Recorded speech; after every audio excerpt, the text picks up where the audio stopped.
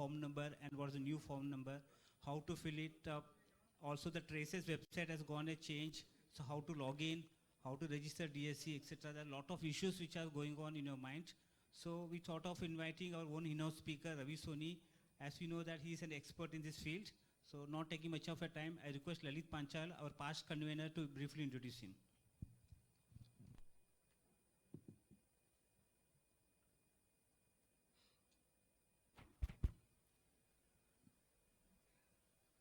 Thank you, Vijay sir. Good evening, everyone.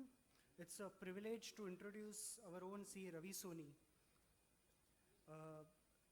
Academically, he is a graduated from Mumbai University. He has also done his MCom. He qualified as a CA in the year 2009. He also has a qualification of DISA of ICAI, FP of ICAI and CCA of ICAI. He is a registered valuer. He has also cleared his CFA level 2 from USA.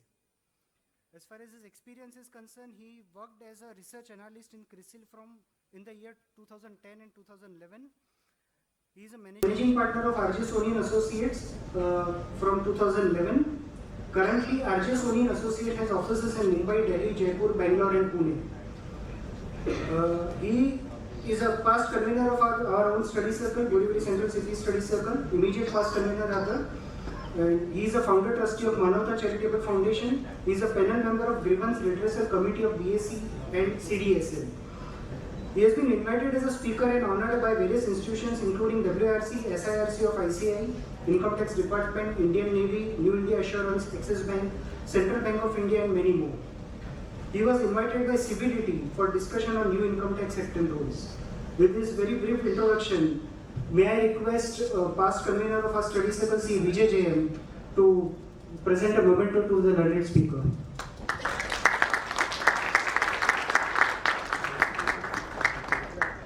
May I request past convener Vipul M. Shah to present a CABF receipt.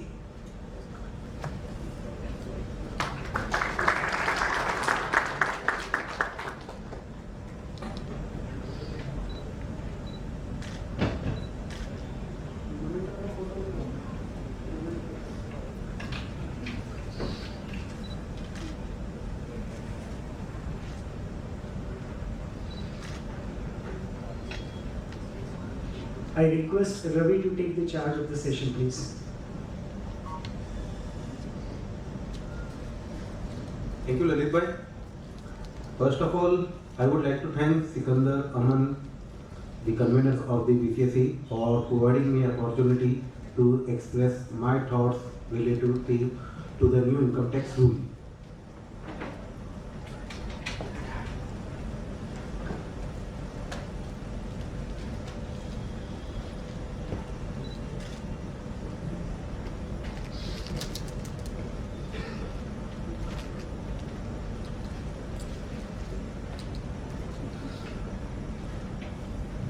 In new income tax rule, if you compare, there are more than 400 plus old laws. There were 511 old rules, but now after consolidating everything, there are only 190 forms, 332 rules. So the department has tried to consolidate all the rules which were there in similar rules into one single rule. So if you see the number has decreased because earlier, if you see, like for example 203, there were two rules were there.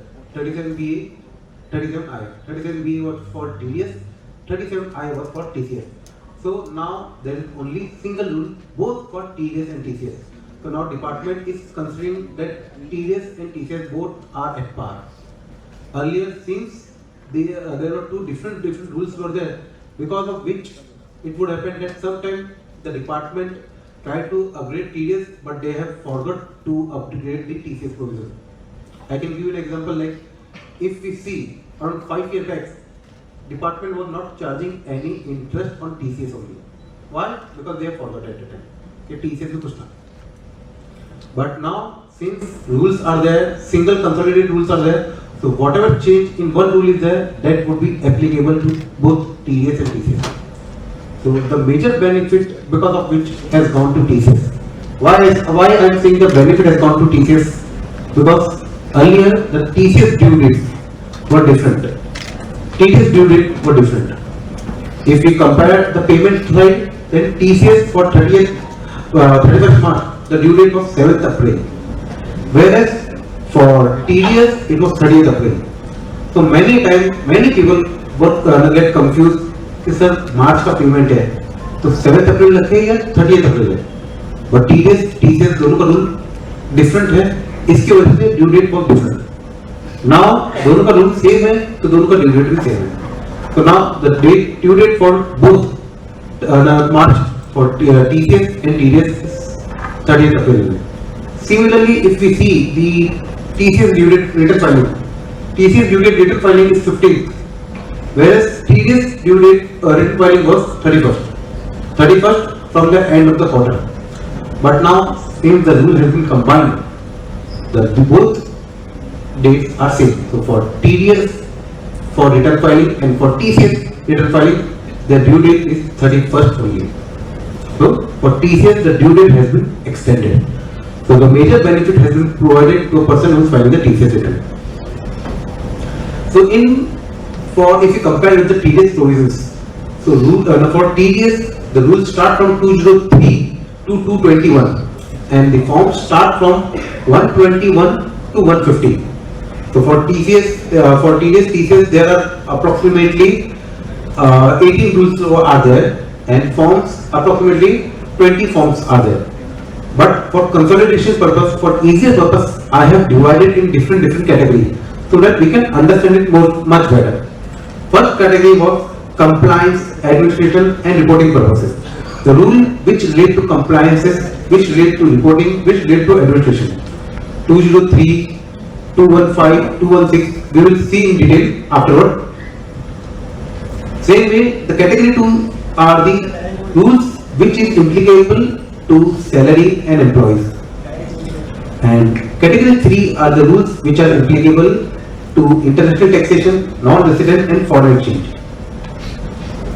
Same way, the last category which I have divided, it's the rules which is related to exemption, declaration, lower deduction. So that started from 208 to 213. This were about the rules. Now if you see the forms, I have divided the form also into 4 to 5 different forms. The forms starting from 121 onwards. The first category is the where it is related to lower deduction or no deduction. So 121, 126 all relate to low or no deduction. Same way, second category is the employee relation or employee declaration forms, which is 122, 123, 124 and 125. Certificate, they have consolidated 16B, 16C, 16D, 16E into one single form, it's 132. For 10 application, now there is two different rules are there for government and for non-government.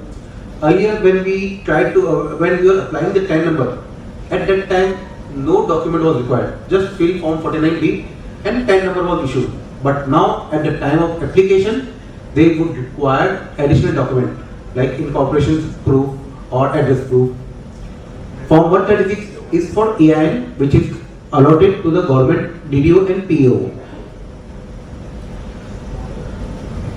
These are the rules which is applicable, these are the forms which relate to the filings of the returns, like from 137 which was 24G, 138 for 24Q, 139 for excess claim. So 137 till 144 are the rules which relate to different types of returns which we file in income tax and TDS. 15CA, CB, 15CC and 15CC CD. This is the remittance reporting rule. So 15CA converted to 145, 15CB has been converted to 146 and 15CC has been converted to 147, whereas 15CD is been converted to 148. So now we will just go through all one by one rules and its applicable form. Say 203 relate to the grant of credit of TDS and TCS. So it states that if the person who is the receivable person or who is the beneficial person, in that case only for that person only the TDS has to be deducted.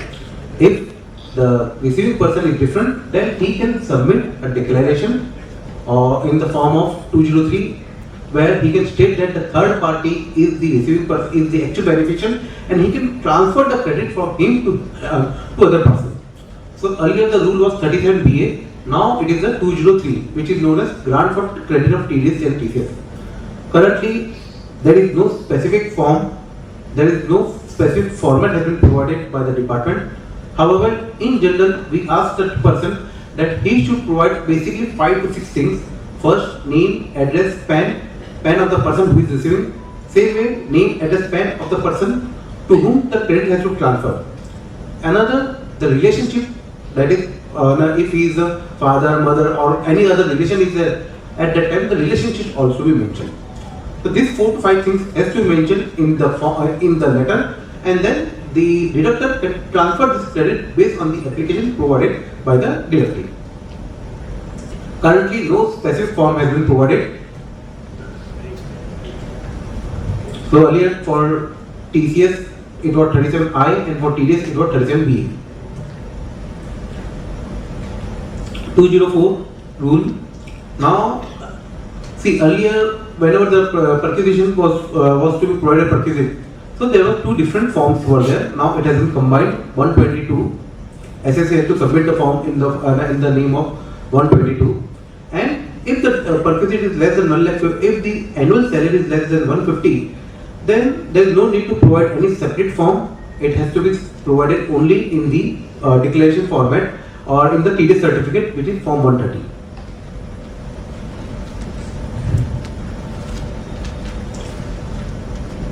(205) is the prescribed form for the employee declaration, which has prescribed the form number 124. According to this, now the person employee has to provide the form. Earlier it was 12BA, now it is 124. So now the employee has to be submitted all the declarations like his employee, his HRA, his interest on borrowing. Earlier the form was separate, one consolidated form was there, but now it has different classification. Employee particular on a separate or on a classification part A, then HRA part B, other income part C. So now because of this classification, it is easier for a person to understand. Rule 206, foreign currency conversion for income tax. Whenever any person is receiving a foreign currency, so what should be the rate of conversion? So this rule has defined that the rate of conversion would be the last day. If interest on security, then last day of the month in which the income has been due. If salary, then last day of the month in which the salary is been due. If dividend, then last day of the month immediately preceding the month dividend is declared. So basically all these types, they have divided the different types of income. Based on this different type of income, the rule has specified date has been provided. So based on this date, the conversion should be date. Now date has been provided, but what is the conversion rate? Conversion rate is what? So over here, the conversion rate, they have defined that it should be telegraphic transfer buying rate. So how to get the telegraphic transfer buying rate? You can go to SBI website. On the SBI website, the conversion buying rate for a particular day is available. So you can take that as a reference and convert this in that rate. 206 is for conversion of income, whereas 207 is conversion of TDS.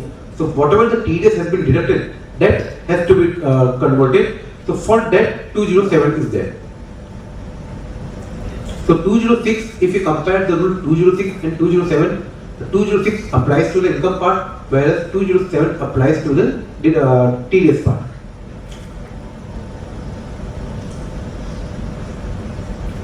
(208) is a prescribed form for senior citizen declaration. If for senior citizen, there was a separate section was there earlier, which was 194B. So according to this section, if a senior citizen is above 75 years of age, and if he has only 2 types of income, that is, first is pension income, second he has only the interest income. Interest income also only from those banks in which he is receiving the pension. So if he has only these 2 types of income, then the TDS would be deducted at an average rate. So at that time, if the person is receiving this two type of income, then he has to submit a declaration to the bank. That and the declaration is Form 125. This declaration compute that says that I am receiving this type of income and whatever deduction he want to claim, like a salary person is giving a declaration.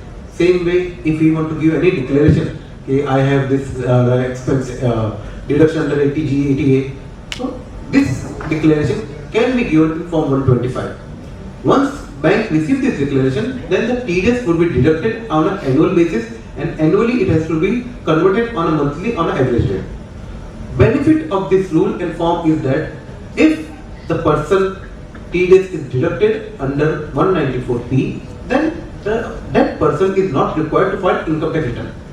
So it was a benefit section for the senior citizen, but senior citizen whose age is 75 plus. So once the senior citizen submit this form, then he is not required to submit the income tax return. So he is relieved from submitting or filing the income tax return. Rule 209, non-resident income without TDS. So if the branch of any foreign company registered in India like HDFC Bank or not HDFC, HSBC Bank or Standard Chartered Bank, so their main head office is outside India, but their branches are in India. Generally, if we take a loan from any Indian bank, then if we pay interest, so at that time we are not required to deduct the TDS, because there was a specific exemption is provided under section 194A. However, HSBC, Standard Chartered Bank, they are not a Indian bank. They are a foreign bank. So foreign companies, so section 195 applicable. Since they are a foreign bank, we were required to deduct the TDS.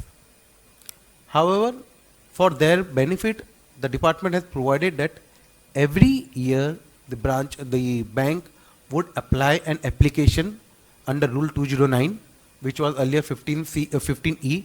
So once they apply a form 126 under 20, once they apply for a declaration or for exemption, then on the basis of this certificate, we are not required to deduct the TDS. So how many of you have taken a loan from from HSBC or Standard Chartered Bank? Anyone has taken? So whether you are deducting the TDS, they have provided you certificate. So, and this certificate is a general certificate. It will not contain the name of the taxpayer or the deductor, because it is a general certificate which is applicable to every person. Generally, when we apply for a lower deduction certificate, the lower deduction certificate contain the TAN number of the person who is deducting the TDS. But this is other than lower deduction certificate. It is a TDS exemption certificate for non-resident who have a branches in India. And this is applicable only, say 15C was applicable for interest for insurance and banking banking companies, whereas 15D was other than that. So now both has been combined and under section in Form 126. 210, income from unit. So if a person, for a non-resident person, is having an income from UTI, then he can apply an application, and on the basis of that, the TDS is not required to be deducted. Rule 211. So Rule 211 define that if the person, whether individual, HUF, whose income is, whose tax liability is nil, then he is not required, then he can submit a declaration. Earlier the declaration was 15G, 15H. Generally many of our clients are submitting this form 15G, 15H. But there are specific conditions are there. What condition? That if the person is a senior citizen, then in that case his tax liability should be nil. Second, if the person is not a senior citizen, then in that case the income should not cross the below threshold limit, whatever the threshold limit is there. So in new scheme, the threshold limit is 4 lakh rupees. So if the person is receiving the income more than 4 lakh rupees, then he cannot submit 15G. However, whenever we go to the bank and ask, sir, we want to submit, we don't want the TDS to be deducted, he will just say, sir, आप ये 15G form भर दीजिए. but he will not explain whether 15GH is applicable to us or not. So now 15G, 15H both has been combined. Now only one form is there, which is form 121. It is a main basis form. On the basis of this form, the bank or any person who is required to be deduct the TDS will not deduct the TDS. After submitting the 15G, 15H, the bank is required to submit a 15GH return. So 15G, 15H return, at the time before submitting the 15G, 15H return, bank has to generate a UIN number. Why I am saying the bank? I can say that any deductor who is receiving the 15G, 15H, he would generate a UIN number. UIN number would consist of 26 digit. It would start from D. Earlier 15G, 15H was two separate form. So UIN number was, if it is a 15G, it would start from G. If it is 15H, it would start from H. Now since it is a combined form, so they have given a new alphabet. No G, no H. It will start from D. D, then 9 digit any number, financial year and 10 number. This is the combination of a UIN number. Till last year, there was no importance of this UIN number. Why I was saying there was no importance of this UIN number? Because till last year, आपको ये UIN number सिर्फ और सिर्फ 15GH return के time में submit करने के time use आता था. उसके बाद वो UIN नंबर कोई यूज नहीं था. But from this financial year it is very very important. Why I am saying, अगर आपको इसका बेनिफिट लेना है तो UIN नंबर जनरेट करना है. After generating this UIN number, ये UIN नंबर TDS रिटर्न के अंदर मेंशन करना है. सी, अर्लियर आपने जो 15G, 15H फाइल करते थे उसमें आपने मेंशन किया नहीं किया कोई नहीं दिखता था. आपने 15GH के अंदर 5 एंट्री रखी है और आपके TDS रिटर्न में 15 एंट्रीज है. No one was checking it. But अब they are going to check कि आपके 15GH की रिटर्न के अंदर वो एंट्री आई है या नहीं आई है. आई है तो ही बेनिफिट मिलेगा, नहीं तो उसका बेनिफिट नहीं मिलेगा. सो मेक श्योर कि अब जो आप 15G, 15H रिटर्न फाइल करोगे, अब मतलब फॉर टैक्स ईयर 26-27. अभी तक हम फाइनेंशियल असेसमेंट ईयर देख रहे थे, but from now onwards it would be a tax year. So tax year 26-27 के अंदर से जैसे आप फर्स्ट क्वार्टर का रिटर्न फाइल करोगे 15GH, तो मेक श्योर कि UIN नंबर सारी एंट्रीज आए. अगर आपने एंट्री मिस की तो आपके TDS रिटर्न के अंदर उसको बेनिफिट नहीं दिया जाएगा. पहला तो कंडीशन है फॉर्म 121 एप्लीकेबल है या नहीं है. तो किसके लिए एप्लीकेबल है? जिसकी टैक्स लायबिलिटी नील है. 15G किसके लिए एप्लीकेबल है? जिसकी टैक्स लायबिलिटी नील है plus income should be less than 4 lakh rupees. 15H जो सीनियर सिटीजन है वो भी 121 ही है, पर उसके लिए लिमिट है 12 lakh rupees. Generally there is no limit. उसमें सिर्फ एक कंडीशन है कि उसकी टैक्स लायबिलिटी नील रहनी चाहिए, but for a precautionary purpose we assume that limit as a 12 lakh rupees. तो ये एक कंडीशन है. सेकंड कंडीशन है उसका पैन ऑपरेटिव रहना चाहिए. अगर पैन एम ना ऑपरेटिव है तो 15GH का बेनिफिट नहीं मिलेगा. तो जब आप 15GH एक्सेप्ट करते हो तो फर्स्ट चीज आपको ये चेक करना है, पहले तो पैन ऑपरेटिव है या नहीं है. सेकंड आपको चेक करना है उसकी इनकम कितनी है, फिर ही आपको उसका बेनिफिट देना है. और थर्ड आपको अब वो 15GH की रिटर्न के अंदर इंक्लूड करना है. इंक्लूड करने के बाद आपको TDS रिटर्न के अंदर उसका इंक्लूड करना है. इन जनरल हम लोग के टाइम, हम लोग कभी रिटर्न में फाइल करते फोर्थ क्वार्टर के टाइम. जनरली कोई पार्टनरशिप फर्म है तो किसी ने लोन दे के रखा हुआ है तो उसका TDS नहीं काटना है तो 15GH दे देता है. या कोई छोटी मोटी फर्म है उसको अगर किसी ने लोन दिया है और उसका लोन नहीं कटना है तो वो लोग 15GH देते हैं. तो ये 15GH के टाइम आपको मेक श्योर करना है, एक तो UIN नंबर, सेकंड रिटर्न के अंदर 15GH के रिटर्न में दिखना चाहिए, TDS रिटर्न के अंदर UIN नंबर दिखना चाहिए. तो ये एक मेजर चेंज आया है जो एप्लीकेबल रहेगा दिस फाइनेंशियल ईयर से, दिस टैक्स ईयर से. So form 121 is a combination of both 15G, 15H.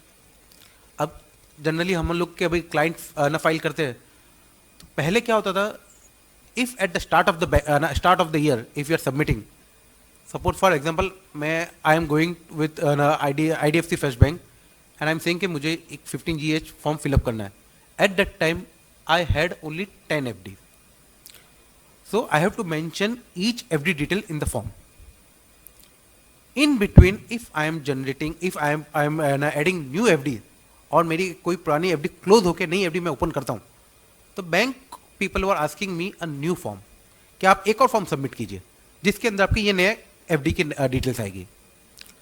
अब ये फॉर्म के अंदर एफडी के details has been removed, which state that कि आपको एफडी की डिटेल्स देनी ही नहीं है और एक पर्सन एक साल में खाली एक ही फॉर्म देगा।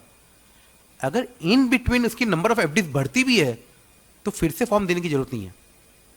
UIN number for one person would be one only. आपको हमेशा बैंक में जाके नया यूआईएन नंबर, नया 121 सबमिट करने की जरूरत नहीं है। You can explain to your client also कि जब भी अगर आप फॉर्म फिलअप कर रहे हो आप सिर्फ साल में एक ही बार कीजिए। अगर कोई बैंक बोलता है कि फिर से कीजिए, देन यू कैन से कि नहीं सर अब रिक्वायर्ड नहीं है, क्योंकि अब जो है बैंक को वो उनके कीफ आईडी के साथ उसको लिंक करना रहेगा। So 121, it has been streamlined. UIN number has to be generated. In TDS return, it has to be mandatory. Form 15G, 15H combine कर दिया है. And the most benefit is that आपको साल में एक ही सबमिट करना है, वरना बार बार ऐसा होता था कि every month if I am opening a new account मुझे बैंक के पास जाके एक नया 15G देना पड़ता था। अब वो रिक्वायरमेंट नहीं है। सी गवर्नमेंट इज ट्राइंग कि जो भी आप मल्टीपल टास्क करते हो, सेम चीज मल्टीपल टाइम कर रहे हो, तो उसको रिड्यूस करके कैसे एक या कम उससे कम किया जाए, सो दैट कंप्लायंस वर्क कम से कम हो जाए। Form 212 TCS, if the person is purchasing a goods on which TCS is required to be deducted and that goods is required for manufacturing purpose, then he can submit a declaration in form 127. On the basis of this form, the collector is not required to collect the TCS on that amount. ये many person was not known कि ऐसा भी कोई form था कि जहाँ पर TCS collect करना है।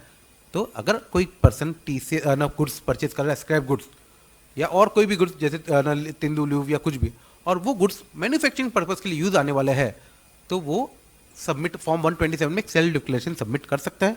On the basis of that the TCS is not required to be collected. Rule 213, lower nil TDS TCS सर्टिफिकेट। This is the rule which has a major impact, और इसके अंदर दे हैव ट्राइड दैट कि जितना simplify कर सके उतना simplify उन्होंने ट्राई किया करने के लिए।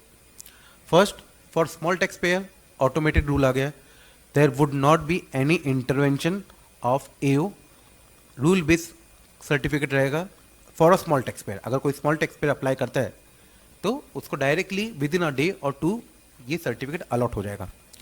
अगर कोई बड़ा अप्लाई करता है देन ऑल्सो AO का इंटरवेंशन रहेगा, but to a specific term.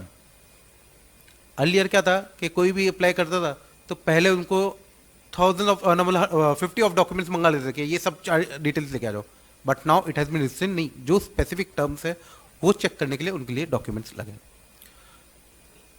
TD पहले क्या था, कुछ सेक्शंस के लिए लोअर डिडक्शन एप्लीकेबल था, कुछ सेक्शंस के लिए एप्लीकेबल नहीं था, but now it is applicable to all section.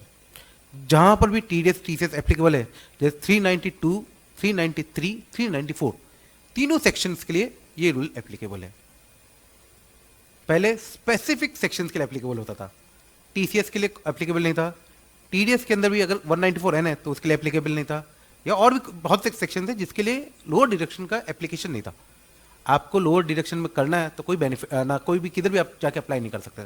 But now rule specific से कि सारे प्रोविजन सारे सबके लिए, चाहे वो 392 के अंदर फॉलो, चाहे वो 393 के अंदर फॉलो, चाहे वो 394 के अंदर फॉलो, मतलब TDS TCS दोनों के सारे सेक्शंस के लिए इट इज एप्लीकेबल। अब इसमें टिल लास्ट ईयर क्या हो रहा था, अगर कोई टैक्स पेयर है जिसके पास, जिसकी जो डिडक्टर है वो 100 ऑफ डिडक्टर है, मोर देन 100 ऑफ डिडक्टर है, तो वो क्या एप्लीकेशन अप्लाई करता था, और उस एप्लीकेशन के बेसिस पर लोअर डिडक्शन जो सर्टिफिकेट इशू होता था वो एक लमसम अमाउंट का होता था, उसके ऊपर कोई भी 10 नंबर मेंशन नहीं था, मतलब कौन कौन डिडक्टर उसकी लिस्ट नहीं आती थी, खाली ऐसा मेंशन किया था 10 करोड़ रुपीज, और इसका ये under this section 10 crore would be the application. अब 10 crore party A B C का बाइफर्केशन नहीं था, तो व्हाट वाज हैपनिंग कि फर्स्ट क्वार्टर चलो सबको बेनिफिट मिल गया, सेकंड क्वार्टर बेनिफिट हो गया सबको, थर्ड क्वार्टर इन केस अगर उस पार्टी का इनकम 10 करोड़ से ज़्यादा जा रहा है तो जिसने अपना पहला रिटर्न फाइल किया उसको तो बेनिफिट मिल गया, मतलब जिसने भी पहला रिटर्न फाइल किया और जिसका पहला रिटर्न प्रोसेस हो गया, सिर्फ फाइल नहीं, रिटर्न फाइल करने का प्रोसेस हो गया, उसको बेनिफिट मिल गया। जिसका रिटर्न लेट प्रोसेस हुआ है उसके केस में शॉर्ट डिडक्शन आ जाता था क्योंकि LDC was over consume, particular person के लिए लिमिट नहीं था। अब इन्होंने क्या बेनिफिट लेके आए कि नहीं, it was creating a huge हेवॉक।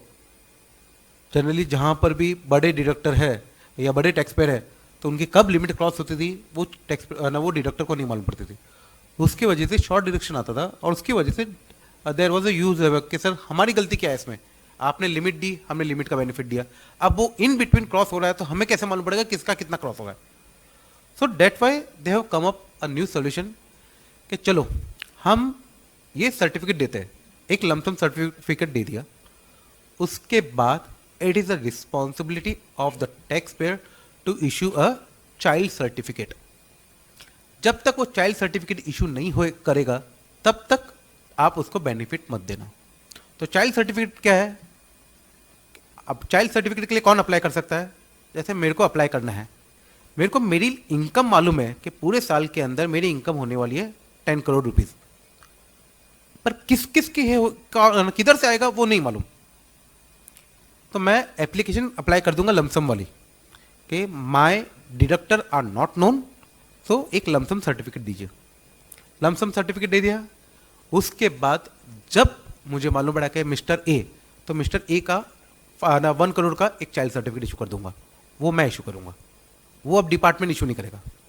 फिर मिस्टर बी, तो मिस्टर बी का मैं 10 लाख रुपीज़ का सर्टिफिकेट इशू कर दूंगा। मिस्टर सी, तो वो 10 करोड़ को मैं अपने हिसाब से डिवाइड कर सकता हूं। तो ये चाइल्ड सर्टिफिकेट का सबसे बड़ा बेनिफिट है कि मैं अपने हिसाब से डिवाइड कर सकता हूं। अब डिडक्टर को क्या बेनिफिट है, डिडक्टर को मालूम पड़ गया कि मेरे लिए 10 लाख या 1 करोड़ का लिमिट है, जैसे ही 1 करोड़ के ऊपर लिमिट जाएगी तब एक्चुअल रेट के ऊपर टीडीएस डिडक्ट करना है। अब उसको किसी और के ऊपर डिपेंडेंट रखने की जरूरत नहीं है, वो खुद अपने हिसाब से चेक कर लेगा, जैसे ही वो इनकम 1 करोड़ के ऊपर गई टीडीएस एट नॉर्मल रेट पर डिडक्ट हो जाएगा। तो ये चाइल्ड सर्टिफिकेट का जो कॉन्सेप्ट है वो ये टैक्स ईयर से स्टार्ट हो गया है। अब इसका बेनिफिट ये हो गया कि डिडक्टर को लिमिट मालूम पड़ गई है और टैक्स पेयर के लिए ये बेनिफिट है कि वो अपने हिसाब से ये लिमिट को चेंज कर सकता है। अभी मैंने एज्यूम किया था मिस्टर ए का 10 करोड़ रुपीज 5 करोड़ का अलॉट कर दिया, इन बिटवीन मुझे मालूम पड़ा यार उसके साथ इतना बिजनेस नहीं होने वाला है, या मेरा इन बिटवीन कॉन्ट्रैक्ट कैंसिल हो चुका है, 2.5 करोड़ यूज हुआ था, अब बैलेंस 2.5 करोड़ है, तो वो मैं इसमें से निकाल के किसी और को अलॉट कर सकता हूं। तो ये राइट्स जो है वो टैक्स पेयर को दे दिया है। तो this is the major benefit. So इसीलिए मैं yes ma'am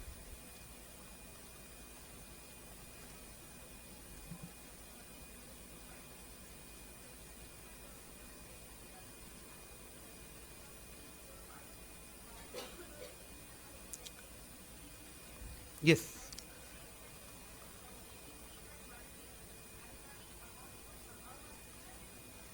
yes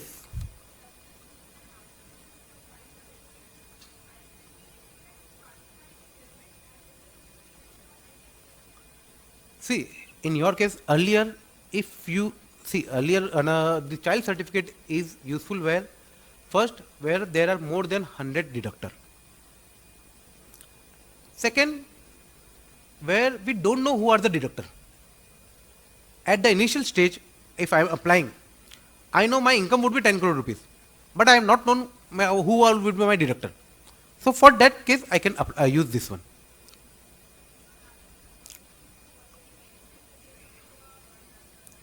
In your case, earlier what was happening? कि up to 100 deduct, if the deductor up to 100, then you can apply the application और वो certificate के ऊपर सबका नाम आता था, बट जैसे ही वो 100 के ऊपर जाता था तब वो सर्टिफिकेट ओरल सर्टिफिकेट हो जाता था। तो वो 100 वाज द लिमिट कि अगर जिसके पास 100 till 100 है तब तक तो सबके पास प्रॉपर सर्टिफिकेट जा रहा है। जैसे ही वो 100 के ऊपर जाता था तो वो certificate was a general certificate और वो जनरल सर्टिफिकेट के अंदर मालूम नहीं पड़ता था कि मेरा लिमिट कितना है, आपका लिमिट कितना है। तो इस केस में चाइल्ड सर्टिफिकेट यूज आता है। और सेकंड, जहां पर मुझे स्टार्ट में ही नहीं मालूम कि मेरी कितना कौन कौन होने वाला है, तभी भी मैं वो ऑप्शन यूज कर सकता हूँ एट फॉर इन रूल 213 और मैं अप्लाई कर सकता हूँ और लोअर डिडक्शन सर्टिफिकेट अप्रूव हो जाएगा। उसके बाद मैं वो लिमिट को अपने हिसाब से अमेंड कर सकता हूँ। That has to be done on portal. आप ट्रेसेस के पोर्टल के ऊपर जैसे आप लॉगिन करते हो, लेफ्ट साइड के अंदर चाइल्ड सर्टिफिकेट का एक ब्लिंक करता हुआ दिख जाएगा।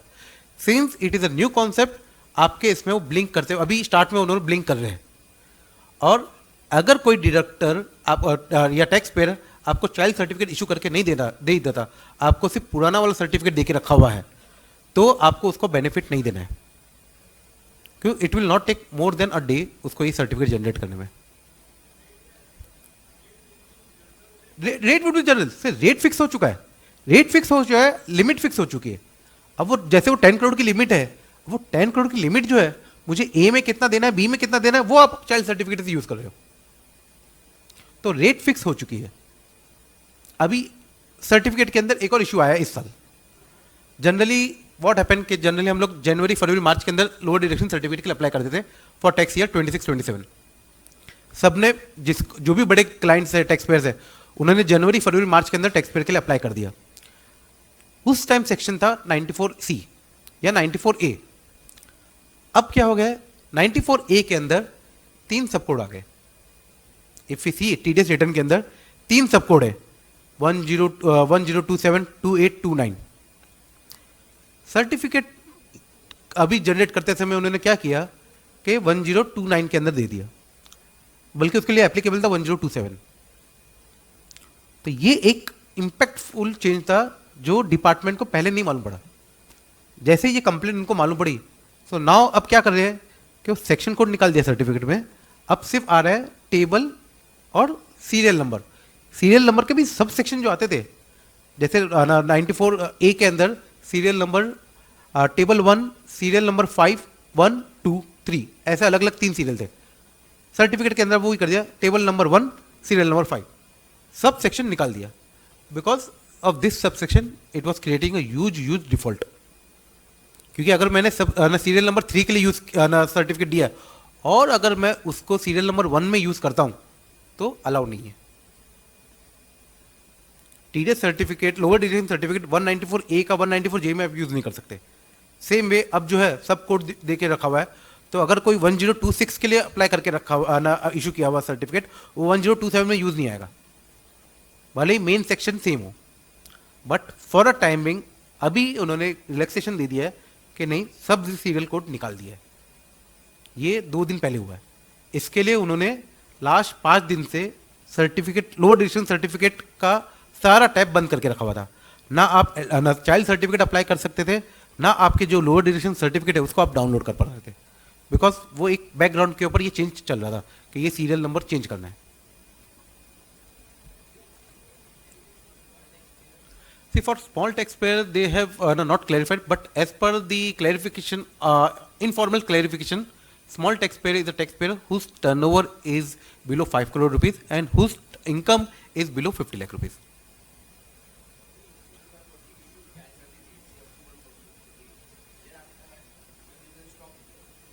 You can change. Yes, you can change on portal, but इसमें एक लिमिट ये रहेगा कि जो पहले से कंज्यूम हो चुका है वो आप चेंज नहीं कर सकते। जैसे आप Q1 के अंदर उसका 50 लाख कंज्यूम हो चुका है, अब Q2 के अंदर आप चेंज कर रहे हो तो Q2 के अंदर आप चेंज कर सकते हो। But in this also we have suggested to the department कि डायरेक्टली सिर्फ और सिर्फ टैक्स पेयर के पास ये राइट्स नहीं रहना चाहिए, इसका या तो डिडक्टर के पास भी अप्रूवल के लिए जाना चाहिए। क्योंकि क्या है कि आपका Q2 के एंड में कैंसिल हुआ, इन बिटवीन वाले ट्रांजेक्शन के अंदर अगर डिडक्टर ने पहले से कम रेट से काटा हुआ है तो शॉर्ट डिफॉल्ट का नोटिस आ सकता है। तो we have suggested, but currently वो एप्लीकेबल नहीं है। जैसे आप चेंज करोगे चेंज हो जाएगा और डिडक्टर को एक मैसेज चला जाएगा कि ये चेंज हो चुका है। Any other issue sir? Okay. Rule 214 proportionate TDS certificate for non resident. Generally all the big companies क्या फॉलो करते हैं कि जहां पर भी टीडीएस रेट एप्लीकेबल है, ट्रांजैक्शन बड़े बड़े हैं, तो उसका we know the rate, they know the rate कि 5% या 10% से रेट कट होना चाहिए, but then also they fill a form 129 और form 15E so that it is a second approval from the department कि चलो इसका रेट इतना है. Form 15E is not compulsory, it is optional. आपको TDS के ऊपर जैसे किसी का DT डबल एक बेनिफिट देना है, आप 15E फाइल कर सकते हो, not compulsory, optional.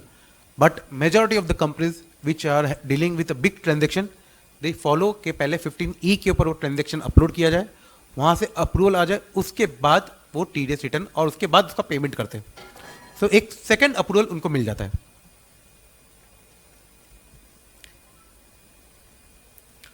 215 streamline TDS TCS certificate. So TDS TCS certificate, there are only now 4 type.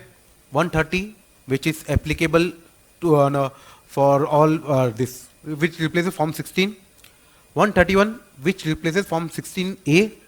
132 16B C D E सब मिला के एक फॉर्म हो गया. And 133 which is TCS certificate. अब 216 application for the 10 number. इसके अंदर 2 अलग अलग फॉर्म कर दिया. पहले खाली एक ही फॉर्म था 49B. अब अगर गवर्नमेंट एंटिटी है तो अलग फॉर्म है, नॉन गवर्नमेंट एंटिटी है तो अलग फॉर्म है. इसका बेनिफिट क्या है, ये है because there are many misuses. अगर गवर्नमेंट एंटिटी है तो उनके लिए कंडीशंस अलग रिक्वायर्ड है, डॉक्यूमेंट्स अलग सेट ऑफ रिक्वायर्ड है. पहले TDS 10 एप्लीकेशन के लिए कोई डॉक्यूमेंट रिक्वायर्ड नहीं था, but many fraud were happening. तो उसके वजह से अब अगर आपको 10 नंबर लेना है तो आपको डॉक्यूमेंट देना है, सप्लीमेंट्री डॉक्यूमेंट देना है.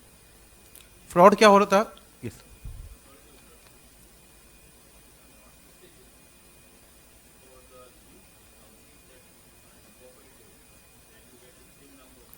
SIN number according they are giving from there, they are giving the 10 number according with the SIN number.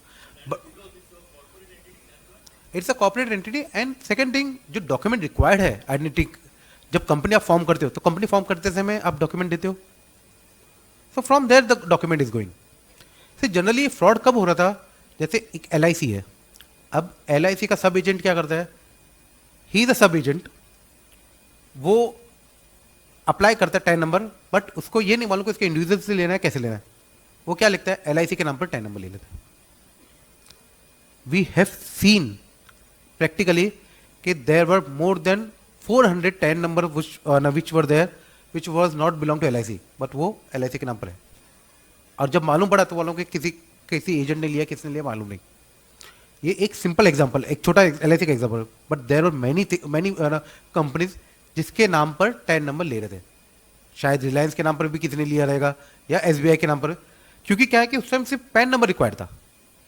अब अगर मुझे रिलायंस का पैन नंबर चाहिए, मैं क्या करूंगा, नो योर GST, रिलायंस का GST नंबर मिल जाएगा मुझे साइट के ऊपर.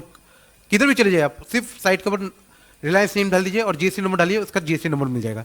GST से आपको उसका पैन नंबर मिल गया, पैन नंबर मेरे पास आ गया तो मैं उसका 10 नंबर ले सकता हूँ.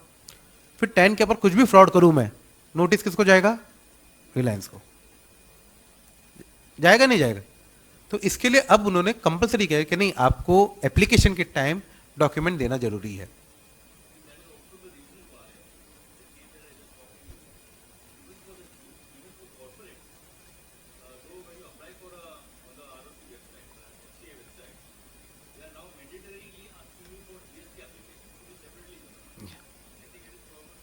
Yes, it may be. 217 non-resident higher TDS rate exemption. See, for a non-resident, exemption is there that if he provide the additional details like TIN number, address, then the extra higher rate is there. In general, what is the rate, that if the person is not having a PAN number, then either 20% or the rate in force, whichever is higher, would be applicable. However, for a non-resident, PAN is not compulsory. So, non-resident अगर PAN नहीं है तो ये section ये rule के हिसाब से अगर वो एडिशनल 4 थिंग्स देता है, जैसे एड्रेस हो गया, कॉन्टैक्ट डिटेल्स हो गया, टिन नंबर हो गया, देन उसके बेसिस के ऊपर आप उसको रेगुलर रेट के ऊपर कट कर सकते हो TDS. हायर रेट के ऊपर रिक्वायरमेंट नहीं है.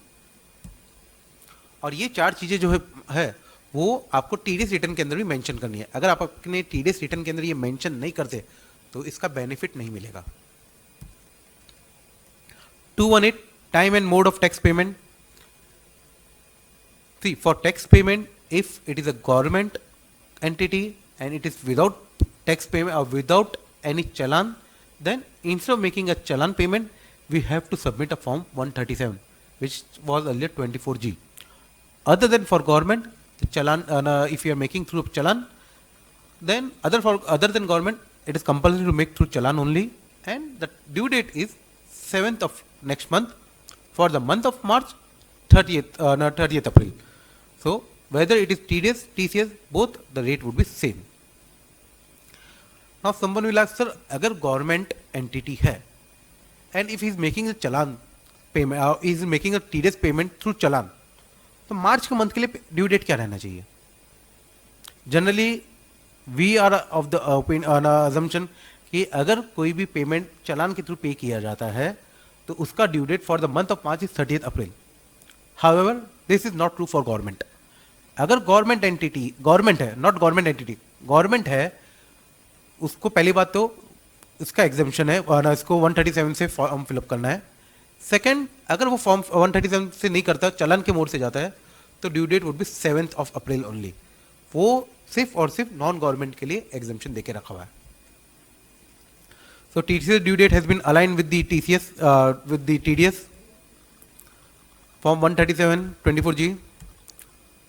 Rule 219, which is applicable for TDS rule. See, earlier the TDS rule, if you compare the TDS rule, 31A was the TDS rule. This that rule has given in detail कि कौन कौन सी transaction entries आनी चाहिए TDS return में. But 219 is silent on that. 219 is just giving the information कि general due date क्या रहेगी, चाहे वो वीडियो वाला रिटर्न हो, चाहे वो 141 का रिटर्न हो, चाहे कोई भी रिटर्न हो, सबका उन्होंने एक जनरल ड्यू डेट दे दिया है. और बाकी जो पहले वाले रूल्स से कंपेयर करते हैं तो वो रूल से निकल चुके हैं कि कौन कौन सी एंट्रीज आनी चाहिए थी. तो वो उसके लिए शायद डिपार्टमेंट अलग से क्लैरिफिकेशन लेके आएगी, बिकॉज अगर ये 219 डिटेल में क्लैरिफिकेशन नहीं दिया then it would be difficult for anyone to understand कि कौन कौन सी एंट्री रिपोर्ट करनी है TDS रिटर्न के अंदर. So TDS TCS due date has been combined. Now the due date would be 31st October, 31st July, 31st January, 31st May. चाहे वो TDS हो, चाहे वो TCS हो. 138 is a return for 24Q.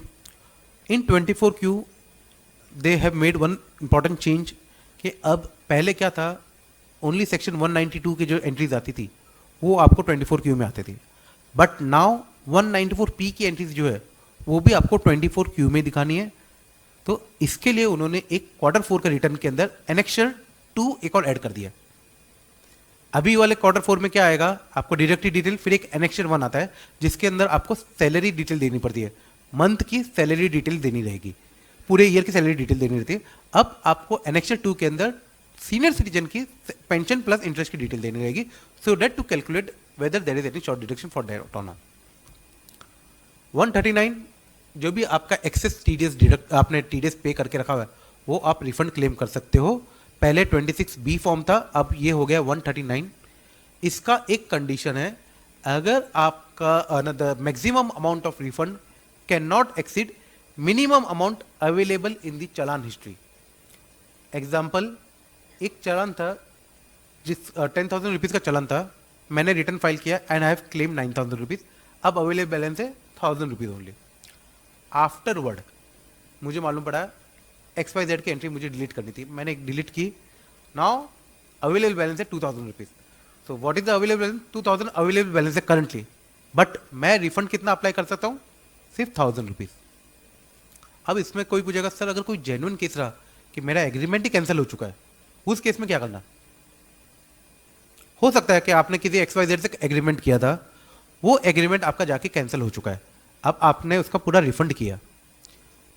चालान के अंदर मतलब रिफंड एप्लीकेशन के अंदर वो लिमिट लॉक करके रखी हुई है, पर आपको अगर रिफंड चाहिए तो क्या करें? बिकॉज करंटली इसमें किधर भी एक्सप्लेन नहीं किया हुआ इसका प्रोसीजर कि उसमें क्या चाहिए, क्या करना है. बट प्रैक्टिकली डिपार्टमेंट ने एक ऑप्शन रखा हुआ है, at the time of application आपको सिलेक्ट करना है application for giving effect of AO order. उसमें 3 ऑप्शन आता है, उसमें अपील इफेक्ट का सिलेक्ट करना है। When you select the appeal order, application आपका 1000 रुपीज़ का ही जाएगा, but while the time of processing, जब एओ उसको प्रोसेस करता है तो एओ के पास राइट है उस 1000 को 2000 चेंज करने का। वो सिर्फ और सिर्फ अपील इफेक्ट के अंदर ही ऑप्शन अवेलेबल दिया हुआ है, बाकी किधर भी नहीं। तो अगर आपका कोई ऐसा केस है जहां पर आपने एक बार रिफंड चालान प्ले ये यूज़ कर लिया था, बाद में ड्यू टू जेन्युइननेस आपने कोई ट्रांजैक्शन कैंसिल किया और आपके इसमें चालान में अमाउंट अभी भी अवेलेबल है, तो आप इस मोड से रिफंड क्लेम कर सकते हो। बिकॉज वी हैव सीन के बहुत से ट्रांजैक्शन ऐसे हुए जहां पर आज के चार्जिंग में चालान अवेलेबल है, चालान में अवेलेबल बैलेंस है, जेन्युइन केस है, but because of this condition I am not been able to use it. अब आप ये एओ इस मोड से एप्लीकेशन अप्लाई कर सकते हो, और एओ के साथ एओ को जब आप एप्लीकेशन दोगे आपको डिटेल एक्सप्लेनेशन देना है, एडिशनल डॉक्यूमेंट्स देना है, इफेक्ट्स के ये सब इफेक्ट हुआ है, ये मैंने कैंसिल किया था, इसकी वजह से मेरा रिफंड आया, तो वो एओ उसके ऊपर चेंज करके आपको रिफंड कंप्लीट दे सकता है। 140 there is no much change, सिर्फ सेक्शन कोड की जगह अब आपको डालना है सब कोड। फॉर्म 141 ये एक यस +1 -1 का ऑप्शन अभी भी अवेलेबल है। आप 24-25 का चालान 25-26 को यूज कर सकते हैं। See, currently when we ask the department कि सर ये साल में वो ऑप्शन अवेलेबल रहेगा या नहीं होगा, बिकॉज एक्ट इज डिफरेंट। आपने चालान पे किया 1961 के एक्ट में, अब आप चालान यूज कर रहे हो 2025 के एक्ट में। पहले डिपार्टमेंट वो ओपिनियन के लिए हम नहीं ले सकते, but when they have seen the impact of it, तो verbally they have approved condition we are going to give, because why I say the impact they have seen कि almost 40 to 50% people were doing the same thing कि मार्च में access pay करते थे and then उसको next financial year में use करते थे, and the amount was huge. अगर वो नहीं करेंगे then they have to come up with the solution कि या तो रिफंड क्लेम दो या कुछ और technical method. So informally we have agreed that yes they are going to continue with +1 -1 for this financial year also। हाँ, ये हो सकता है कि इनिशियल कुछ टाइम में 1-2 महीने इफेक्ट ना दिखे, और आपका रिटर्न फाइल किया उसके लिए शायद डिफॉल्ट आ जाए, बट यू विल रिजल्ट आपका रिजल्ट हो जाएगा, because with the new act they are coming with the new cases 2.4 also. अब केसेस 2.2 देखिए, जब इनकम टैक्स की न्यू एक्ट न्यू साइट आई थी, ई फाइलिंग की ये थी कि जब वो साइट आई थी इनिशियली कुछ टाइम पे कुछ इश्यूज आ रहे थे साइट के ऊपर। सिमिलरली इसमें भी ये अगर थोड़े टाइम के लिए there may be some issues कि 129 फॉर्म नहीं अवेलेबल हो रहा है या सीरियस सीजन प्रॉपर्ली प्रोसेस नहीं हो रहा है, but once it is settled it will going to be much simpler, much faster। why is it much faster? because अभी हमारा प्रोसेस क्या है कि जब आप रिटर्न के अंदर एक भी चीज चेंज करते हो, जैसे एक सिंपल एंट्री 1000 लाइन का रिटर्न है, उसके अंदर खाली आपने एक लाइन अगर चेंज किया तो डिपार्टमेंट ऑफ क्या करेंगे, पूरा नेटवर्क रीप्रोसेस करते हैं, टाइम और इसके लिए टाइम नहीं मिलता। आप उन्होंने क्या किया है, एक एंट्री है खाली वो एक एंट्री को प्रोसेस करेंगे। दैट्स व्हाई जो प्रोसेसिंग स्पीड है department is guaranteeing that 48 hours के अंदर आपका रिटर्न प्रोसेस हो जाएगा, क्योंकि लोड कम हो गया।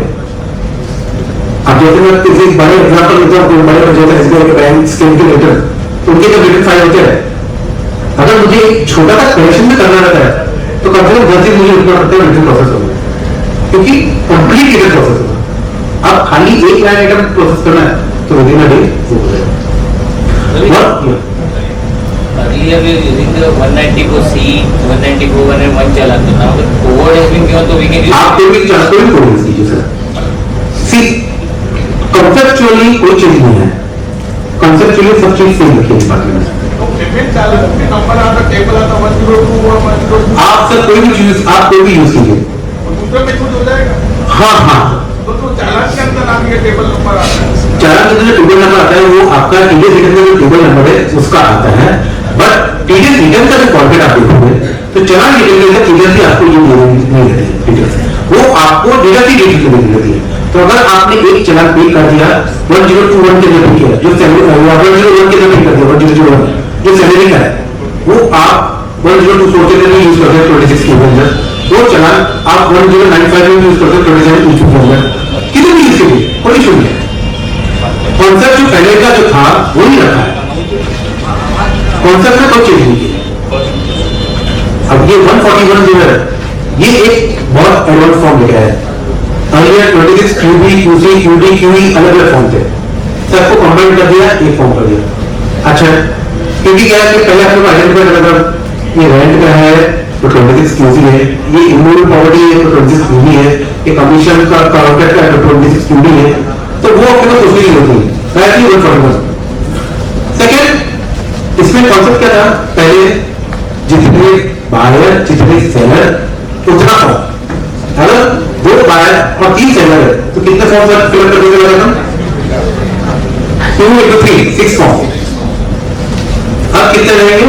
ओनली 2 1 पहले देना है 1 नहीं होगा, क्योंकि पहले हो ना किसी को आइडेंटिटी देना पड़ेगा, किस कौन पे कर रहा है उसका आइडेंटिफिकेशन रहना चाहिए, तो पहले रिटर्न है, इसके लिए एक ही फॉर्म, एक पर्सन का एक फॉर्म, 2 बायर है तो 2 फॉर्म। तो मल्टीपल सेलर को आप कंबाइन करके एक ही रिटर्न के अंदर निकाल सकते हो। अच्छा है नहीं? पहले आप किधर 10-12 वाला फॉर्म फिलअप कर रहे हैं, अब आपको जितना पैन नंबर है उससे फॉर्म फिलअप करना है। सेकंड एक इशू आ रहा था कि जहां पर मल्टीपल बायर है वहां पर क्या होता था, आपने एग्रीमेंट वैल्यू भरी, आपने डिटेल्स दिया कि अपने पोर्शन के ऊपर, और जब रजिस्टर का एआई आता था उसके अंदर वैल्यू डिफरेंस आता था, उनका register was same the total amount. तो एक डिफरेंस का नोट आ रहा था डिपार्टमेंट से कि एज पर एआई इतना है, एज पर टीडीएस इतना है, इसका रीजन कीजिए। अब क्या कर दिया, रिटर्न के अंदर ही अगर आपके मल्टीपल बायर है आप उसकी सबकी डिटेल दे दीजिए, तो जो टोटल अमाउंट है वो और आपका एआई अमाउंट वो हमेशा मैच रहेगा। तो अननेसेसरी नोटिस पर रिप्लाई देने की जरूरत नहीं है। तो ये एक 141 के अंदर बेनिफिट कर दिया है कि आपको मल्टीपल फॉर्म की जगह पर सिंगल फॉर्म करना है। अब एक और नया इशू आया कि नॉन रेजिडेंट के लिए 1 अक्टूबर से पैन बिल रिटर्न रहेगा, पैन नंबर एग्जेम्पशन हो गया। If you are purchasing a property from a non resident तो आपको पैन नंबर लेने की जरूरत नहीं पड़ेगी, आप directly pan bill return file कर सकते हो। कॉन्सेप्चुअली डिपार्टमेंट इज थिंकिंग कि वो पार्ट भी 141 के अंदर ही है, not confirm but the conceptual planning है उनकी, दे आर प्लानिंग कि वो भी पार्ट 141 के अंदर आ जाए। द ओनली थिंग इज जैसे इसके अंदर कैसे 4 शेड्यूल दिख रहे हैं, schedule A, B, C, D, A for import property, B for rent, C for commission contract, D for gift, same में A, B, C, D के बाद E शेड्यूल आ जाएगा जो नॉन रेजिडेंट के रिलेटेड रहेगा।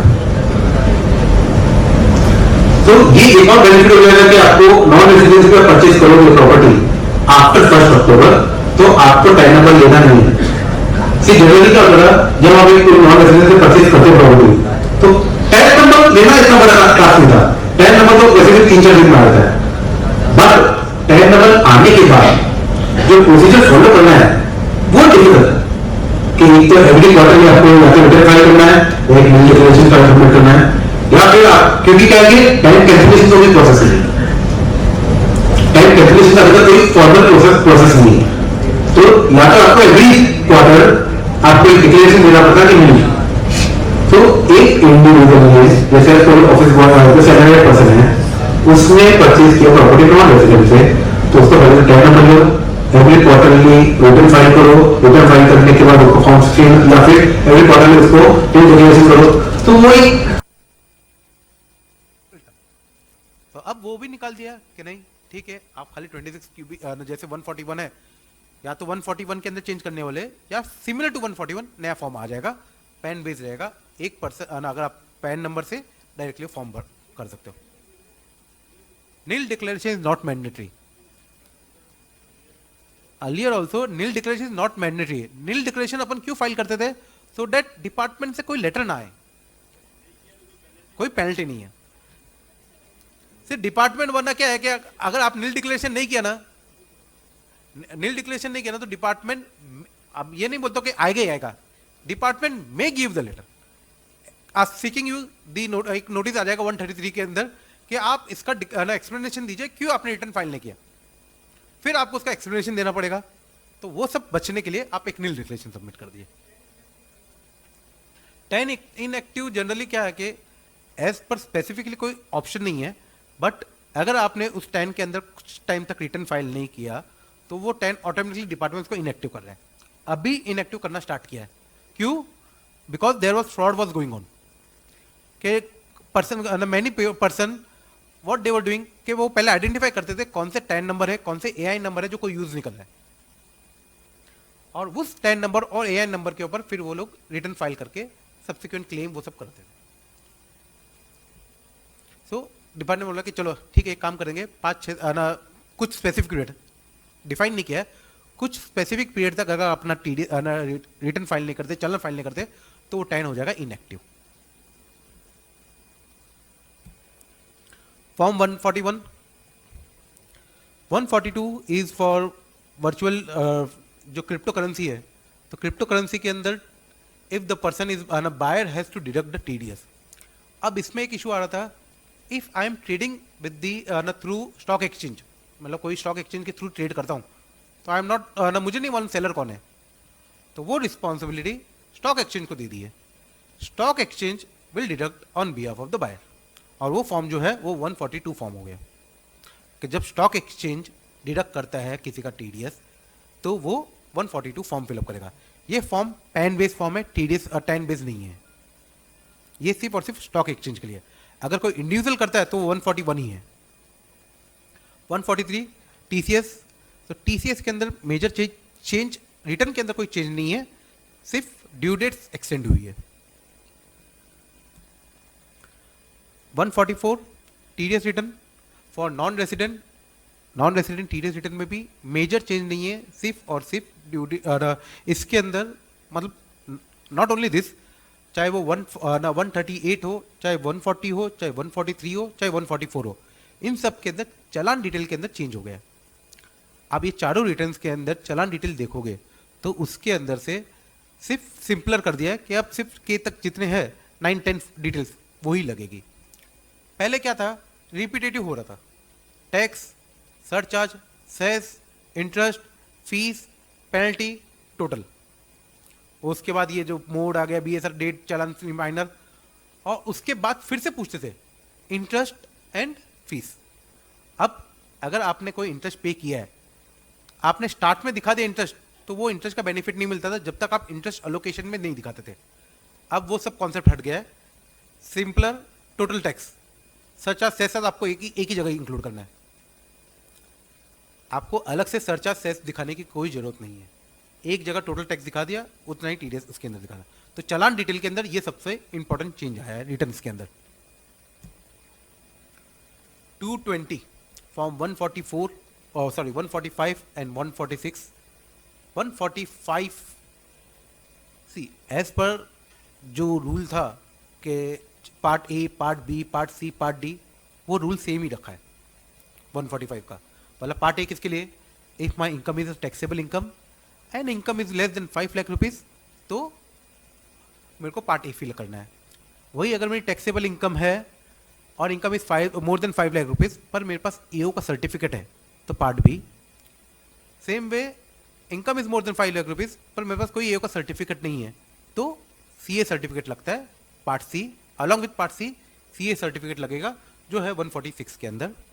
And third, when my income is not chargeable to tax then it would be part D. So जो part A B C D का जो concept था वो कॉन्सेप्ट अभी भी कंटिन्यू किया हुआ है। अब इसको थोड़ा सिंपलर भी किया है और थोड़ा इसको दे हैव ट्राइड दैट कि वो लिंकेज करे with the bank payment also. अब वो कैसे लिंकेज करने का ट्राई किया उन्होंने, first they are asking the IDTRN number detail.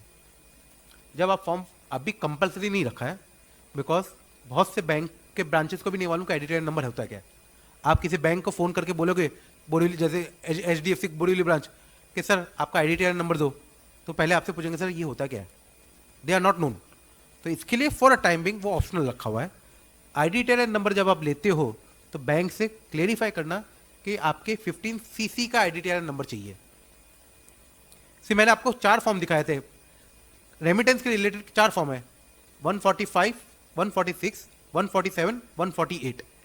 145 deductor पे करता है, 146 सीए सर्टिफिकेट है, 147 जो है वो बैंक को सबमिट करना पड़ता है ऑन अ क्वार्टरली बेसिस। तो जितने भी पेमेंट किए बैंक ने वो डिटेल्स बैंक को देनी पड़ती है, किसके अंदर, 15 सीसी के रिलेट में। पहले 15 सीसी था। Yes yes sir. सी ये रूल सिंपली एक ही चीज बोलता है, when a payment is made to a non resident. इसमें इन्होंने किधर भी नहीं बोला है कि फॉर्मेट क्या रहना चाहिए या करेंसी क्या रहना चाहिए, वो कुछ भी नहीं बोला है। आप कौन से टाइप ऑफ अकाउंट में डाल रहे हो। सी बैंक क्या बोलता है, बैंक अगर आप जाते हो तो बैंक के लिए बोलते सर अगर आपको फॉरेन करेंसी में पेमेंट करना है तो हमें 146 दीजिए, या आप एनआरई अकाउंट में ट्रांसफर करते हो तो आप हमें 146 दीजिए। ये आप बैंक के लिए सबमिट नहीं कर रहे हो, आप ये बैंक के लिए कभी भी सबमिट नहीं कर रहे हो, ये अपने को सबमिट करना है, बिकॉज ये रिक्वायरमेंट है डिपार्टमेंट की। बैंक तो सिर्फ लेता है कि चलो आप ना, उनको इतना ही दे के बोल के रखा हुआ है इनके हेड ऑफिस ने कि अगर एनआरई अकाउंट में जाएगा तो सर्टिफिकेट ले लो, क्योंकि एनआरई से क्या है कि वो अकाउंट से पेमेंट कभी भी बाहर जा सकता है, कोई रिस्ट्रिक्शन नहीं है। एक बार अमाउंट एनआरई में चला गया तो कोई रिस्ट्रिक्शन नहीं है। तो वो रोकने के लिए उन्होंने बैंक को कंपलसरी करके रखा कि आप 146 या 145 के बेसिस के ऊपर ही ट्रांसफर कीजिए।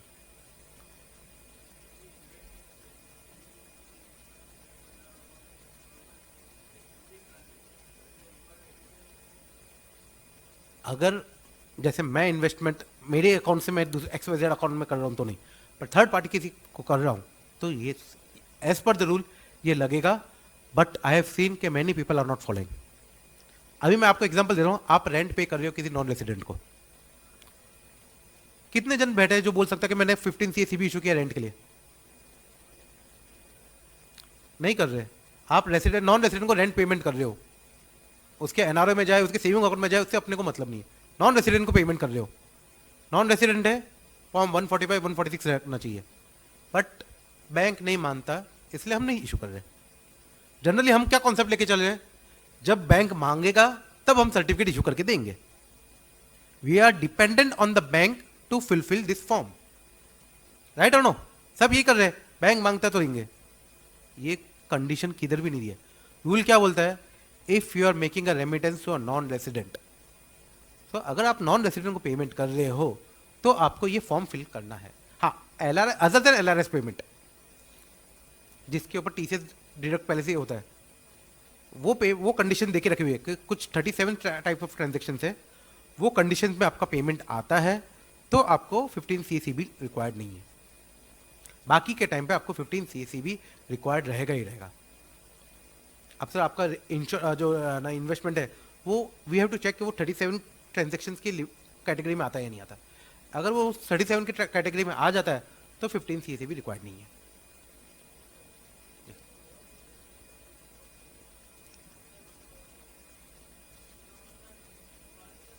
Not necessary. Not necessary. It is a payment only.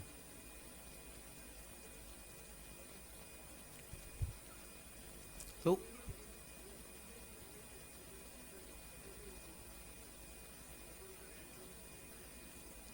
आप रेंटल, हाँ यस, आपको रेंटल के ऊपर पेमेंट करते हो तो उसका TDS भी डिडक्ट करना है।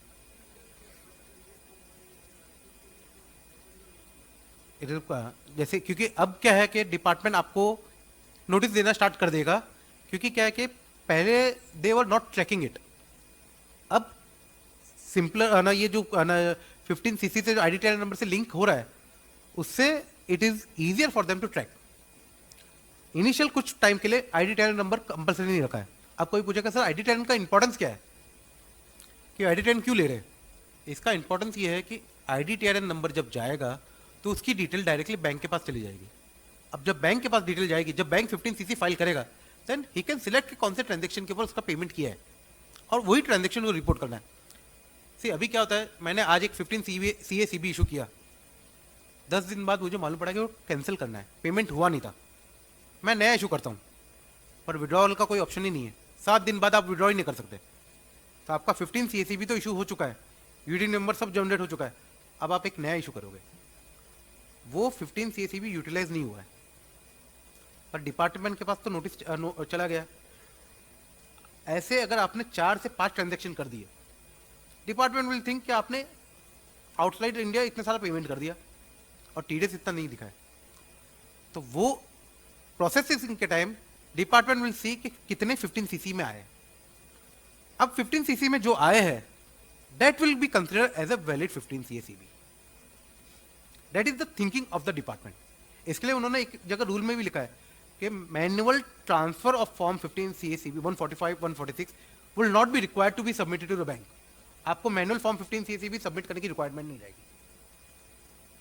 जिस दिन ये आईडीटीआर नंबर कंप्लीटली स्टार्ट कर देंगे कंपलसरी, उस दिन से ये मैनुअल सबमिशन की रिक्वायरमेंट नहीं है। आपको अलग से बैंक में जाने की सबमिट करने की जरूरत नहीं है, आपने इधर किया उधर से बैंक को मिल जाएगा।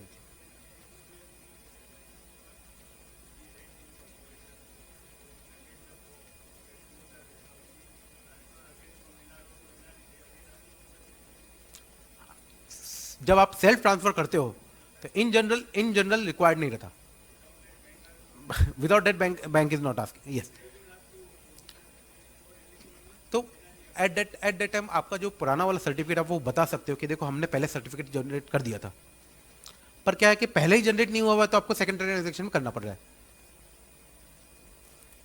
Yes sir. Sir, I am not been able to hear you.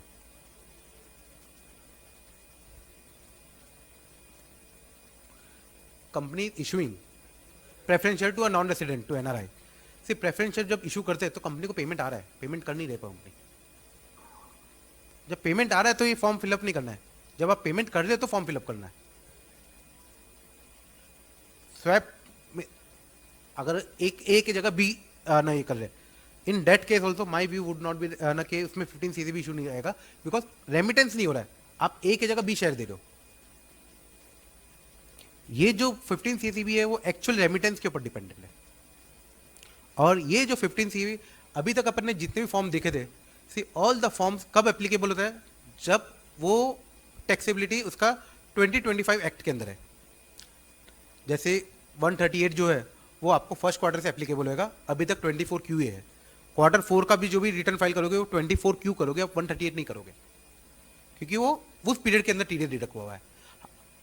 ये जो फॉर्म है 145 146, ये कौन से पीरियड में आप रेमिटेंस कर रहे हो उसके ऊपर डिपेंडेंट है। अब ऐसा हो सकता है कि आपने उसके ऊपर टीडीएस जो है वो मार्च में डिडक्ट करके रखा हुआ है, पेमेंट अभी कर रहे हो, तो आपको फॉर्म अभी का दिखाना है। तो प्रैक्टिकली अगर आप देखोगे 15 CACB बंद हो चुका है, उसका कोई यूसेज नहीं है। अभी से जो भी पेमेंट होएगा वो 145 146 के अंदर होएगा, 15 CACB का कोई यूसेज नहीं है। अभी जैसे एक क्वेश्चन आना मेरे को आना इसमें था कि सर 15 CACB अभी भी अलाउड कर रहे हैं, तो मैं 15 CACB बना के दे सकता हूँ क्या? No, it will not allowed. Bank भी एक्सेप्ट नहीं करेगा और डिपार्टमेंट भी एक्सेप्ट नहीं करेगी।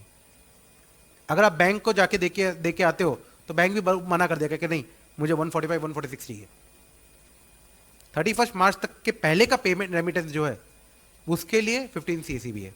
और 15 CACB में एक कंडीशन है कि date of payment can be either present date or future date, past day आप सिलेक्ट नहीं कर सकते। मतलब आपको ये जो फॉर्म इशू कब करना है, रेमिटेंस से पहले, रेमिटेंस के बाद नहीं। तो रेमिटेंस से पहले इशू करना है तो उसका कंडीशन उन्होंने देखी रखी हुई है। इसके लिए डेट ऑफ पेमेंट जो है वो आइदर प्रेजेंट डे होएगा या फ्यूचर होएगा। अब जैसे 145 के अंदर पहले इशू आ रहा था, इनिशियली जब लॉन्च हुआ था तब इशू आ रहा था कि वो डेट ऑफ डिडक्शन जो है वो मार्च का नहीं ले रहा था। मार्च मीन्स 31 मार्च 26 के पहले का कोई भी डेट नहीं ले रहा था। It was just taking the new date only. Then we had a discussion with the CIT madam कि मैडम ये जो पेमेंट, ये जो फॉर्म है वो पेमेंट के ऊपर डिपेंडेंट है। दे आर ऑल्सो एग्री कि यस सर ये पेमेंट के ऊपर डिपेंडेंट है। देन वी सर कि मैडम इसमें ये इशू आ रहा है, they reverified it with the Infosys team और फिर उसको रेक्टिफाई किया कि now they are allowing the previous date also. अब सिमिलरली इशू आ रहा है जब आप 15 CA के अंदर पार्ट बी सिलेक्ट करते हो, 145 के अंदर पार्ट बी सिलेक्ट करते हो, आपने 31 मार्च से पहले टीडीएस डिडक्ट कर दिया है। अब 31 मार्च से पहले जो LDC इशू हुआ था वो इशू हुआ था आइदर सेक्शन 193 या 195, सॉरी 195 या 197 के अंदर इशू हुआ रहेगा, और अभी जो इशू होता है वो 393 के अंदर इशू होता है। तो सर्टिफिकेट उसके अंदर जो इशू आता है उसके अंदर अभी का सेक्शन देके रखा हुआ है, पुराना सेक्शन का रेफरेंस ही नहीं दिया हुआ। So now they are working on it, पुराना सेक्शन भी ऐड करने के लिए, because department is also learning from hours.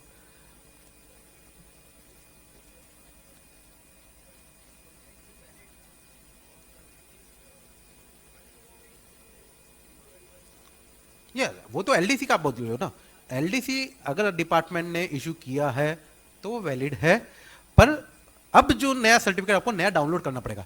आपने 31 मार्च से पहले एलडीसी डाउनलोड करके रखा हुआ है, उसका यूसेज नहीं है, आपको नया सर्टिफिकेट डाउनलोड इसलिए करना पड़ेगा क्योंकि उसके ऊपर जो सेक्शन नंबर का रेफरेंस है वो चेंज हो गया है, दे हैव चेंज, अब वो ऑटोमेटिकली चेंज हो चुका है।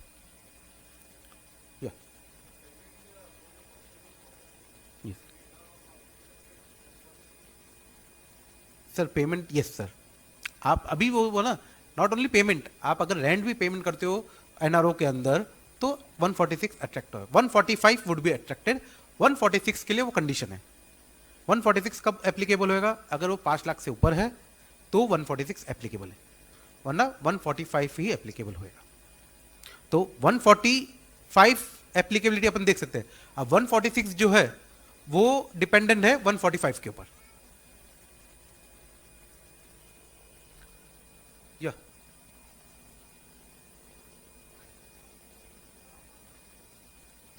Then also this would be applicable, क्योंकि इसमें यह नहीं बोला है कि अगर resident is making a payment, इसमें लिखा है any person paying making a remittance to a non resident. तो अगर कोई नॉन रेसिडेंट करता है तो भी ये एप्लीकेबल होता है।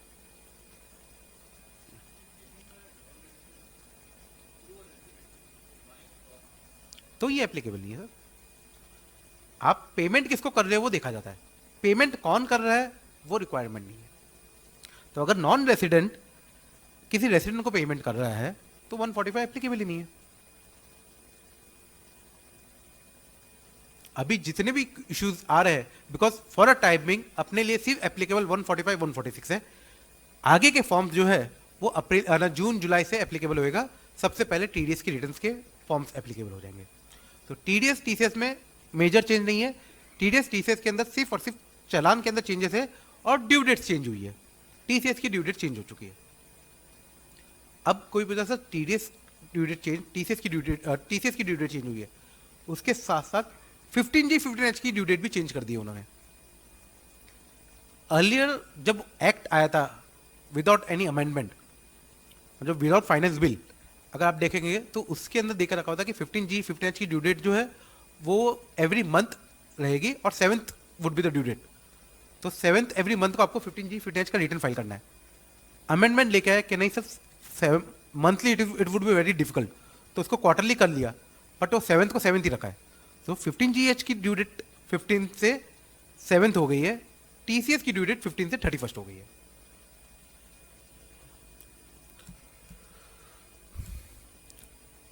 (149) 150 both are explained in the rule 221. So it would be applicable कब? जब आपने किसी का टीडीएस कम डिडक्ट किया है और वो पर्सन ने पहले से रिटर्न फाइल करके रखा हुआ है और उसके ऊपर टैक्स पे कर दिया है, तब ये रूल एप्लीकेबल होएगा, तब ये सबमिशन कर देंगे। 149 is for TDS, 150 is for TCS. ये एक लास्ट स्लाइड्स मैंने दी है जिसके अंदर आपके रिटर्न्स के लिए कौन कौन से कोड है। तो in this I have given explanation. जो भी ग्रीन है वो 24Q जैसे 138 के लिए एप्लीकेबल होगा, ब्लू में 26Q के लिए एप्लीकेबल है, ऑरेंज 27Q के लिए एंड पिंक इज 27EQ के लिए। This is for reference. इसके अंदर मैंने सी नाउ अ डेज, अब जब आप पहले तो क्या सिर्फ आप एक सेक्शन नंबर ही देखते थे, कौन से सेक्शन से आपको रेफरेंस कोड आता था। अब नेचर देखना है, नेचर के साथ साथ पेयर भी देखना है, पेयर कौन है, उसके हिसाब से आपको सेक्शन कोड डिफाइन किया गया है। एक इंडिविजुअल सेक्शन आपको एक सेक्शन कोड जो है वो एक पेयर और नेचर का कॉम्बो है। Okay Thank you, Ravi, for such a wonderful session. We welcome our second speaker, C. Ashok Mehta ji, along with our past President, Niyaz Jumbusaria ji.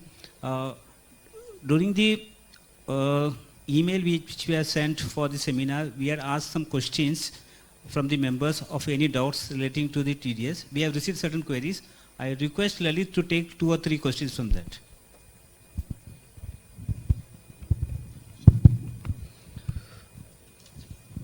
So the first query is the offline utility has been released on 15th April 2026. However, there is no option to submit the bulk JSON. Individual forms saved as drafts get deleted after being saved. The FAQ states that where PAN of non-resident is available, TIN is not mandatory. However, in the form, TIN is mandatory field without which form is not uploaded. TRC reference number is made mandatory where treaty benefit is taken, but many countries do not give any reference number. Without bulk 146 utility being operational, where multiple forms are to be processed, banks should be instructed to accept old form 15CB as the utility is still operational. Also, where form 15CB has been issued, income tax website is not allowing for consumption of UDIN. As there is size constraint, we are unable to upload all these errors. The person has combined 4 to 5 questions in one question. I will take one by one. First was one for UDIN was not been allowed. See, generally UDIN is dependent on the form type. So ICAI ने जब 146 का form incorporate किया तो उसका जो UDIN का जो category है वो टैक्स ऑडिट के अंदर डाल के रखा हुआ था. एंड जनरली जब हम इशू करते हैं तो हम क्या देखते हैं, सर्टिफिकेट के अंदर देखते हैं. सर्टिफिकेट के अंदर 15 CACB दिख रहा था, 146 नहीं दिख रहा था. तो मैनी पीपल वर डूइंग कि वो 15 CB का यूडिन जनरेट कर रहे थे. It is wrong. आपको 146 का यूडिन जनरेट करना है. 146 का यूडिन जनरेट करने के लिए आपको लॉगिन करने के बाद under tax audit and GST के अंदर देखना है.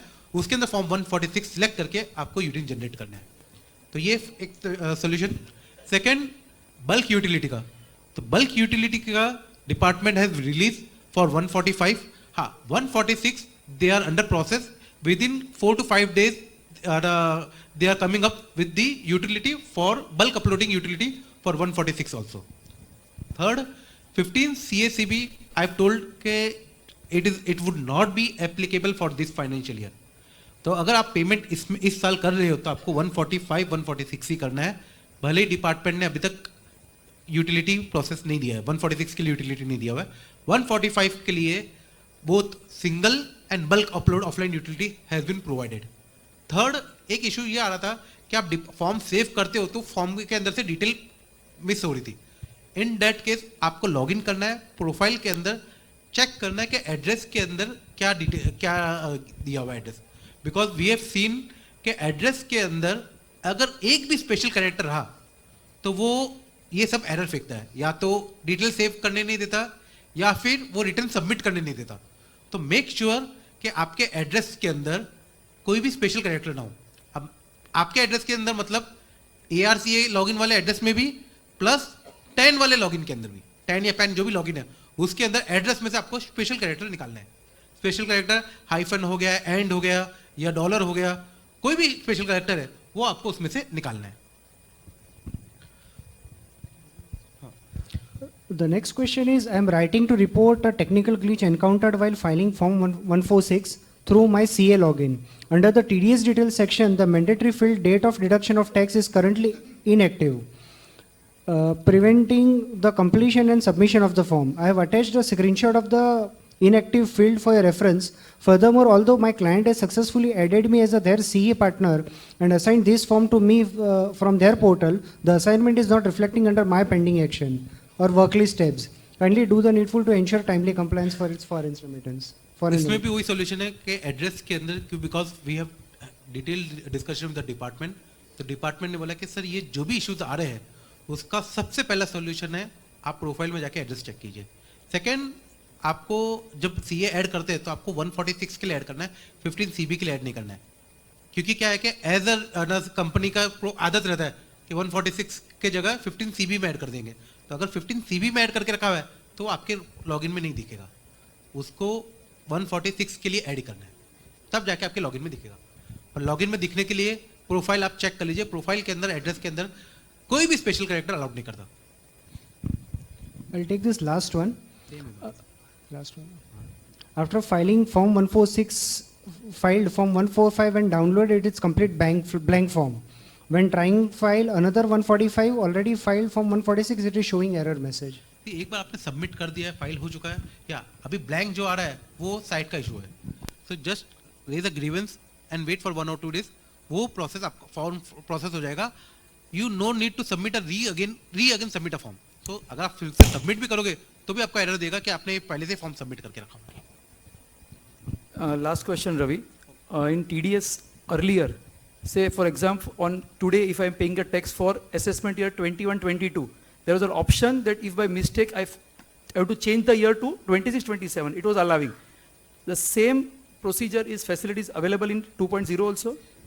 डेट जो भी आपको चलान में चेंज करना है, particular this financial year change करना है, then the date you can change it, पर उसमें एक कंडीशन है. कंडीशन ये है, जिस फाइनेंशियल में आपने पे किया है Only उसके बाद पहले का मतलब अगर आपने मार्च के अंदर सेव किया रहेगा वो डेट, मार्च में चालान पे किया है, तो वो चालान का आप फाइनेंशियल जो है वो 26-27 नहीं कर सकते, फ्यूचर नहीं कर सकते. पास्ट में जो भी आप चेंज कर सकते हो, वो चालान आप 7-8 भी कर सकते हो, वो चालान 2021 भी कर सकते हो और 24-25 भी कर सकते If I'm paying in April 25, so I can change it to 25-26. Sorry, 26-27. Sorry, April 26 if I'm paying. हो. If you are I- paying in April 26, Yeah. then you can do it 26-27. Correct. And then I can use it for 27-28 and 25-26. Yes. 1 year before, 1 year after. 1 year before only. Okay. So that facility is still That available. facility is there. Yeah. Okay. Members, just announcement. Normally ऐसा होता है, मतलब सब suit boot पे लिखते हैं तो public को पता चल जाता है कि कुछ तो